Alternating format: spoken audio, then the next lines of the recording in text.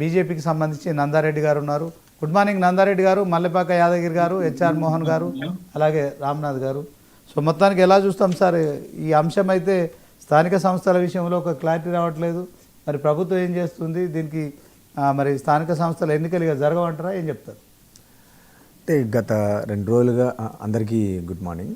గత 2 రోజులుగా ముఖ్యంగా తెలంగాణ రాజకీయాలలో ఈ 42% బీసీలకు ఇచ్చినటువంటి రిజర్వేషన్ అంశంల పైన హైకోర్టులో జరిగిన వాదనలు, హైకోర్టు ఇచ్చినటువంటి మధ్యంతర ఉత్తర్వులు, స్టే పైన వివిధ వర్గాల నుంచి చాలా వ్యతిరేకత ముఖ్యంగా కనపడుతుంది.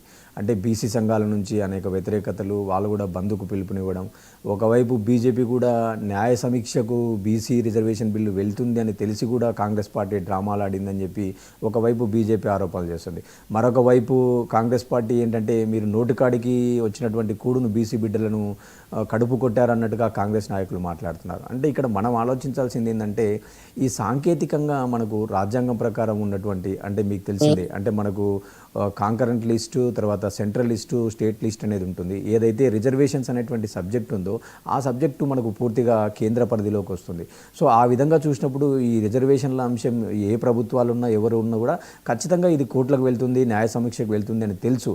అయినా కూడా ఈరోజు ఈ అంశం పట్ల రాజకీయమే జరుగుతుంది గత కొన్ని ఏళ్ళుగా. అంటే ఎవరికి వాళ్ళు మేము బీసీల పట్ల, ఎస్సీల పట్ల, ఎస్టీల పట్ల చిత్తశుద్ధితో ఉన్నాము అనేటువంటి అంశంలో వాళ్ళకు ఉన్నటువంటి పరిధిలో వాళ్ళు బిల్లు పెట్టుకోవడము, అసెంబ్లీలో తీర్మానం చేయడము, బిల్లును గవర్నర్ దగ్గరికి పంపడము. అంటే గవర్నర్కు బిల్లు పంపిన తర్వాత మ్యాటర్ ఏమైపోతుంది, అది కేంద్ర పరిధిలోకి వెళ్తుంది. గవర్నరు కేంద్రంలో ఎవరు ఉంటే వాళ్ళు చెప్పినట్టుగా గవర్నర్లు వ్యవహరిస్తారు అనేటువంటి కోణంలో అక్కడ బిల్లును పెండింగ్లో పెట్టడం. అంటే కాంగ్రెస్ పార్టీ ఈరోజు ఏం ఆరోపిస్తుంది, మా పరిధిలో ఉన్నటువంటి రాజకీయంగా కానీ మా పరిధిలో అసెంబ్లీ ద్వారా మేము తీర్మానం చేసినాము, బిల్లు పాస్ చేసినాము, బీసీల పట్ల చాలా చిత్తశుద్ధితో ఉన్నాము. మోర్ ఓవర్ గతంలో ఉన్నటువంటి సుప్రీంకోర్టులకు తీర్పులకు అనుగుణంగా కూడా మేము ట్రిబుల్ టెస్ట్ను పాస్ అవుతూ కూడా మేము ఎంపరికల్ డేటా ద్వారా, డెడికేటెడ్ కమిషన్ ద్వారా అనేక ఇన్వెస్టిగేషన్ చేసిన తర్వాతనే మేము బిల్లు తెచ్చాము. సో ఆ బిల్లు కేంద్ర ప్రభుత్వం ఈరోజు నొక్కి పెట్టింది. రాష్ట్రపతి కానీ గవర్నర్ కానీ ఆమోదం చేయడం లేదు. ఈరోజు 6 నెలలు అయిపోయిన తర్వాత డీముట్టిబి అప్రూవ్డ్గా మేము భావించే ఈరోజు నోటిఫికేషన్ జారీ చేశాము. అటు ఎలక్షన్ కమిషన్ కూడా నోటిఫికేషన్ ఇచ్చిన తర్వాత కోర్టు ఇంటర్వ్యూన్ కాకూడదు.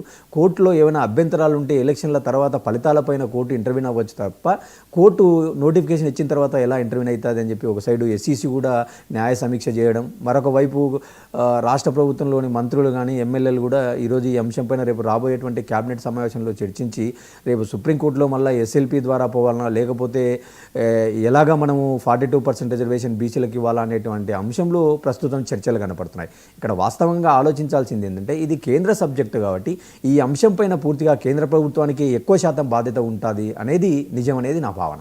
ఓకే రామ్నాథ్ గారు, ఓవరాల్గా మరి కొండ నాలుకకి మందేస్తే ఉన్న నాలుక ఊడిపోయినట్టు మరి కాంగ్రెస్ ఎన్నికల